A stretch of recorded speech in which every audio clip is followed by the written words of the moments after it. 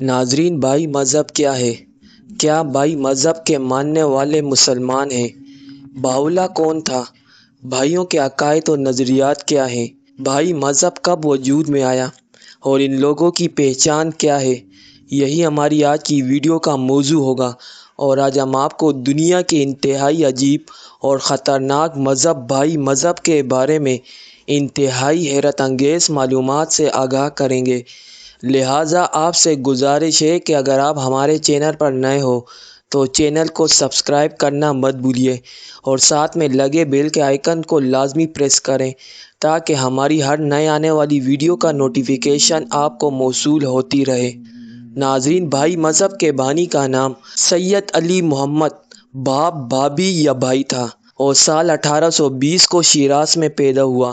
اس کا باپ محمد رضا شیراز کا تاجر تھا۔ سید علی محمد حصول تعلیم کے لیے کربلا گیا اور پھر شیراز واپس آ کر 24 سال کی عمر میں باب یعنی خدا تک پہنچنے کا دروازہ ہونے کا دعویٰ کر دیا۔ اصفہان کا گورنر اس کا مرید بن گیا۔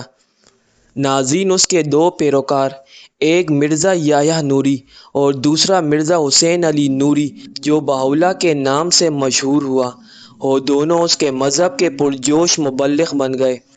ناظرین، اس وقت علماء کرام نے باب یعنی سید علی محمد کی زبردست مخالفت کی اور اسے کافر قرار دیا۔ بادشاہ ناصر الدین قاجار کے حکم سے بالآخر تبریز کے چوراہے پر اسے گولی مار کر ہلاک کر دیا گیا اور لاش شہر سے باہر پھینک دی گئی۔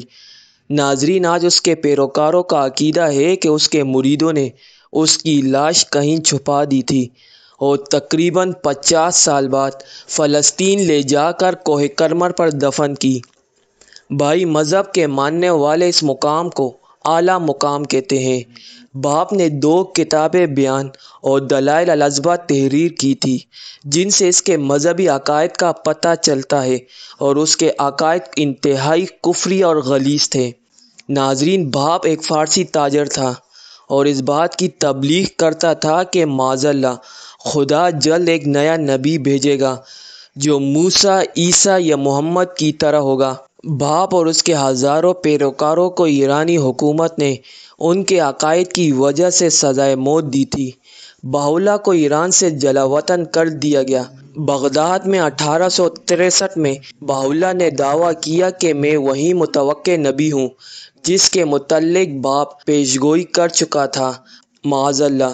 اسی لیے بھائی مذہب والے بھاؤلا کو مظہر ظہور قرار دیتے ہیں، کیونکہ وہ اسلام، مسیحیت، زرتشتیت اور دیگر بڑے مذاہب کے مقابلے میں اپنے مذہب بھائی مذہب کو لاتے ہیں۔ ناظرین، بھاؤلا کو مزید دشواریوں کا سامنا عثمانی دور میں کرنا پڑا۔ ابتدا میں اگرنا میں اور بالآخر موجودہ اسرائیل کے ایک شہر میں اسے سزا کاٹنی پڑی، جہاں اس نے زندگی کے آخری 24 سال جیل میں گزارے۔ ناظرین، اس کا مدفن بھائیوں کے لیے زیارت گاہ کی حیثیت رکھتا ہے، ساتھ ہی یہ بھائیوں کا قبلہ بھی ہے جس کی طرف منہ کر کے یہ لوگ نماز پڑھتے ہیں۔ یہ لوگ بالکل اسلام سے خارج ہیں، مگر اپنے آپ کو مسلمان کہتے ہیں اور اعمال کے لحاظ سے دیکھنے میں بالکل مسلمانوں جیسے ہی لگتے ہیں۔ ناظرین، یہ لوگ سور کے گوشت کو بھی حلال اور فی زمانہ درست مانتے ہیں اور کھاتے ہیں، جو اسلام کے تصورات سے بالکل میل نہیں کھاتا، جن سے ان کا مذہب الگ ہوتا ہے۔ اس کے علاوہ بہائیت میں انسانوں کے لیے کوئی غذا تجویز نہیں کی گئی اور ہر ایک کو غذا چننے کا اختیار دیا گیا ہے۔ مذہب میں یہ بھی کہا گیا ہے کہ لوگ بغیر گوشت کے بھی چست رہ سکتے ہیں۔ ناظرین، ان لوگوں کی کوئی ظاہری پہچان نہیں، نہ ہی یہ اپنے مذہب کی تبلیغ کرتے ہیں اور نہ ہی کوئی عام آدمی ان کو پہچان سکتا ہے، مگر یہ خفیہ طور پر اسلام کے خلاف سرگرم عمل ہے۔ ناظرین، اسلامی جمہوریہ پاکستان کے آئین کے آرٹیکل 160 کی شق 3 میں غیر مسلموں کی جو فہرست تیار کی گئی ہے، اس میں واضح طور پر ہندو، سکھ، بدھ، پارسی، قادیانی اور یہ یعنی کہ بھائی مذہب کا حوالہ موجود ہے، مگر ہمارے ہاں اعلیٰ تعلیم یافتہ طبقہ بھی دین اسلام کے حوالے سے مکمل آگاہی نہ رکھنے کے باعث بھائیوں کو غیر مسلم نہیں سمجھتا۔ ایران میں بہاء اللہ یعنی مرزا حسین علی نامی ایک شخص نے اکتوبر 1852 میں نبوت کا دعویٰ کیا تھا۔ بہاء اللہ کا سب سے بڑا کفر دیکھیے کہ میرے کلام وحی کی صرف ایک آیت تلاوت کر لینا اولین اور آخرین کی تمام مقدس کتابوں کی تلاوت کرنے سے بہتر ہے، معاذ اللہ۔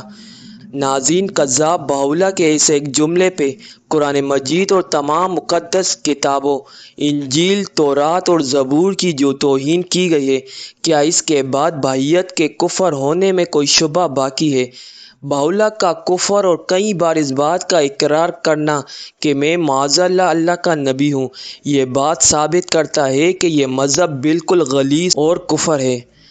ناظرین، بہاء اللہ کا دوسرا شاہکار دیکھیے کہ وہ اپنی کتاب اقدس میں لکھتا ہے کہ بھائیوں کا قبلہ ہوگا جہاں بہاء اللہ مرنے کے بعد دفن ہوگا، اور آج بھی بھائیوں کا قبلہ اس لعین کی قبر ہی ہے۔ بھائیوں کا جھوٹا نبی اسرائیل کے ایک شہر عکا میں دفن ہے، اور یہ لوگ عکا کی طرف منہ کر کے نماز ادا کرتے ہیں۔ سیالکوٹ میں ایران سے آئے ہوئے ایک بھائی خاندان نے ایک پرائیویٹ اسکول بھی قائم کر رکھا ہے۔ ناظرین، اسی کتاب اقدس کے صفحہ نمبر 28 پر نماز باجماعت کا حکم منسوخ کر دیا گیا ہے۔ صفحہ 31 پر اسلامی وراثت کے احکامات منسوخ کر کے وراثت کے نئے خصائص متعارف کروائے گئے ہیں۔ صفحہ 34 پر عورتوں کے لیے حج کے فرض کو منسوخ کرنے کا اعلان ہے۔ مسلمان اس جھوٹے مذہب سے خبردار رہیں جس کی بنیاد رکھنے والے شیطان مردود نے اللہ کے آخری نبی، امام الانبیاء، تاجدار ختم نبوت جناب محمد الرسول اللہ صلی اللہ علیہ وآلہ وسلم پر نازل ہونے والی آخری کتاب قرآن مجید ہی کو منسوخ کرنے کا اعلان کر دیا، معاذ اللہ۔ مکہ مدینہ محض دو مقدس مقامات ہی کا نام نہیں، بلکہ ان دو مقامات سے ہماری پوری زندگی اور آخرت جڑی ہوئی ہے، اور ہمارا ایمان ہے کہ اس نسخہ کیمیا میں تمام مسائل کا حل موجود ہے، جس کی پہلی وحی ہی اقرأ بسم ربک الذی خلق سے شروع ہوئی، اور قرآن جو شب قدر میں نازل ہوا ہو، شب قدر جسے اللہ رب العزت نے 1000 مہینوں سے افضل قرار دیا۔ لاکھوں لعنتیں اس شخص کی حالت پر جس کے نزدیک 1000 مہینوں سے افضل شب قدر میں نازل ہونے والا یہ قرآن اب منسوخ ہو گیا ہے۔ ناظرین، یہ مذہب انتہائی غلیظ اور مسلمانوں کے لیے انتہائی خطرناک ہے، اور اب اس مذہب کے پیروکار پورے پاکستان میں پھیلے ہوئے ہیں۔ ناظرین، ان لوگوں کی پہچان انتہائی مشکل ہے، تاہم اگر کوئی آپ کے سامنے بہاء اللہ یا اس قسم کے کسی ایسے شخص کا نام لے جس کے بارے میں یہ کہا جائے کہ وہ اللہ کا ولی یا معاذ اللہ اللہ کا نبی ہے، تو جان جائے کہ یہی وہ لوگ ہیں جو بہاء اللہ کے پیروکار ہیں اور بہائیت کی تشہیر کر رہے ہیں۔